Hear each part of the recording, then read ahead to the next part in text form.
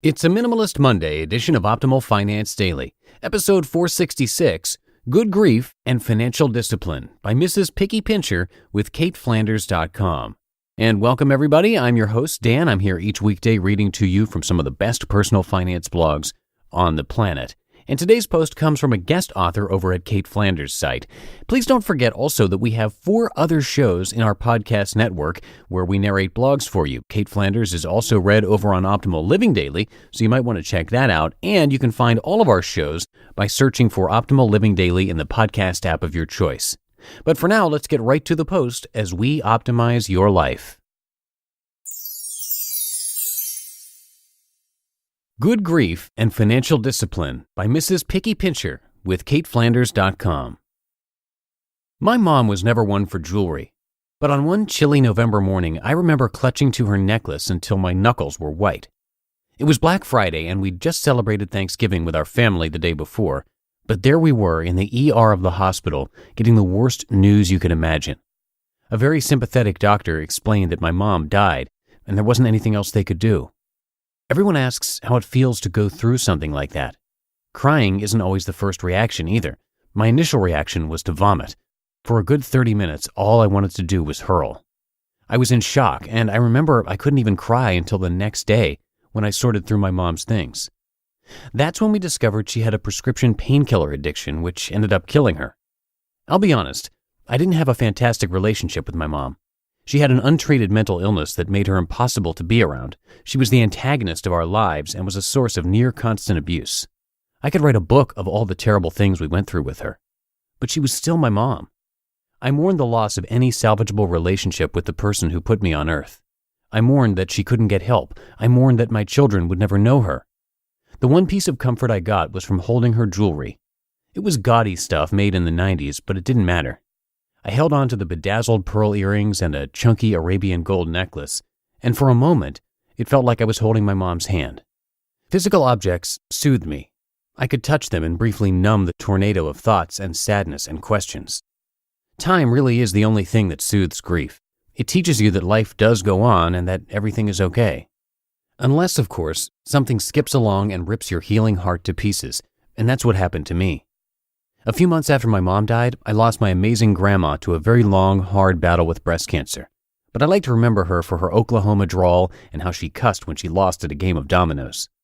My aunt died from kidney disease 2 months after that, and my great-grandma died from old age a few weeks later. Oh, and our dogs died after that too. Good grief. Daily life looks different when you're grieving, and everyone grieves in a different way. My dad would take hour-long showers and blare sad country music before disappearing for a week. My sister was 8 months pregnant at the time and tended to my 4-year-old niece who didn't understand what was happening. I retreated into my love of video games and just wanted to sit all day. We lost interest in food and were scared of people and the world. We didn't even celebrate Christmas that year. I gained an appreciation for silence. After so much loss, you're grateful for any second that you're not on the phone with a preacher planning a funeral. I wasn't ticked off when people cut me off in traffic. I didn't care when I stepped in a giant wad of gum in the parking lot. I jammed my finger in a door and shrugged it off. Grief gives you an amazing numbness and resilience to daily annoyances, and to be honest, I kind of miss that. Unfortunately, my grief led me into the bright, shiny world of shopping. I latched onto my mom's jewelry after her passing. After a while, the comfort I got from these objects waned, but I thirsted for the feelings of comfort again. The world was a scary place that could rip anyone away from you, but it couldn't take away my new stuff. The $1,000 Amazon bill. I was in college at the time, and that meant I had a cheap Amazon Prime membership. It started out innocently enough. I bought a shiny piece of costume jewelry that I really loved, and boom, it was on my doorstep in 2 days. I felt amazing. For a few hours, I felt a rush of comfort and excitement that I so craved. So I kept shopping. I got an instant high each time I received a package.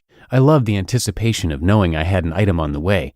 It was like knowing someone was sending me a big, juicy birthday present.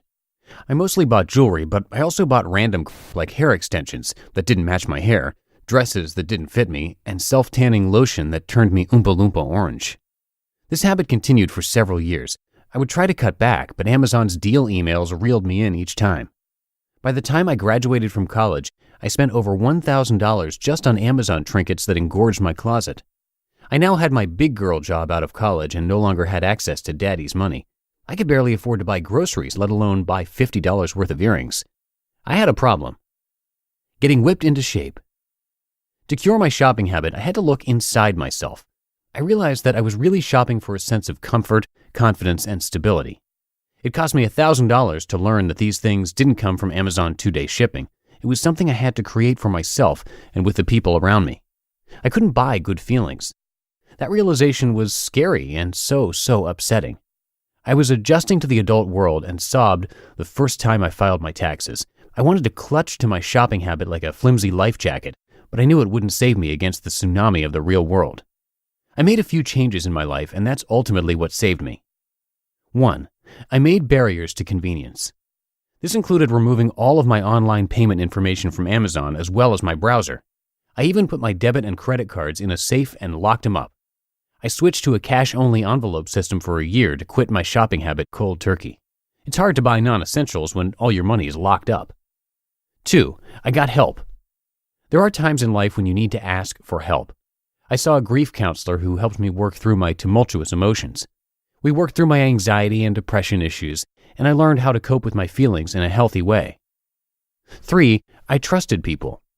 Impulse shopping was just as much about money as it was about working through my grief. With so much loss in a short amount of time, I realized I had never processed what happened. I let the sadness form into a heavy ball and chain around my ankles. It followed me everywhere for years. I didn't feel like I could trust anyone, and I was so afraid to make friends and then lose them. It seemed better to not live life and avoid loss than to live and risk losing something. Meeting my husband really was a game changer for me. I learned how to relate to others again and to trust. I got the sense of comfort that I was looking for all along thanks to taking a chance on living again. Big life events change people. Grief and loss are probably the most earth-shattering things that can happen in our lives, and everyone deals with them differently. Too often, I think grief makes us develop unhealthy habits or thoughts. Your brain just doesn't function the same way. It's a journey of learning how to both come to terms with your life and emotions, as well as healing the side effects of grief, like shopping. It's been a long road, and I still have a long way to go. It's been 6 years since I lost everyone. Time makes the sadness easier, but it will never be easy. You just listened to the post titled Good Grief and Financial Discipline by Mrs. Picky Pincher with CaitFlanders.com. And Mrs. Picky Pincher is the blogger and money-saving maven behind PickyPinchers.com. She writes about living the good life while paying off $225,000 in debt. And before we go, don't forget that you can listen to a lot more blogs being narrated to you for free. Simply search for Optimal Living Daily to find our other shows. Justin over at Optimal Living Daily narrates articles from Cait Flanders' site pretty frequently over on that show, but you can find all of our shows by searching for Optimal Living Daily wherever you are hearing this show.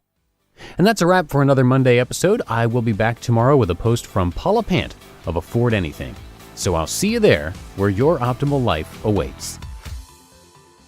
Hello, Life Optimizer. This is Justin Malik, creator and producer of this podcast, but also Optimal Living Daily, the show where I read to you from even more blogs covering finance, productivity, minimalism, personal development, and more from incredible bloggers like Derek Sivers, Zen Habits, Mark and Angel, The Minimalists, and all the ones you hear on this show too.